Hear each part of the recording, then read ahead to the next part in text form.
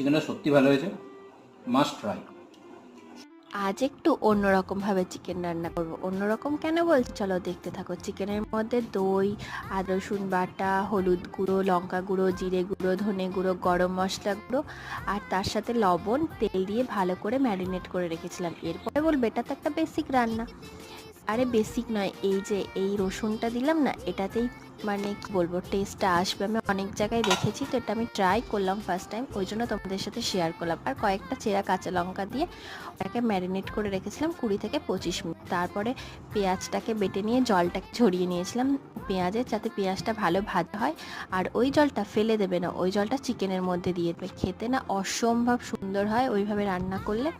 তারপর আর কি, কড়াই তেল গরম করে ওই ভাজা বেটে রাখা পেঁয়াজটা দিয়ে একটু ভাজা ভাজা হয়ে গেলে ম্যারিনেটেড চিকেনটা দিয়ে কষিয়ে নেবে যতক্ষণ না সেদ্ধ হচ্ছে। আর কি তোমরাও এভাবে ট্রাই করতে পারো।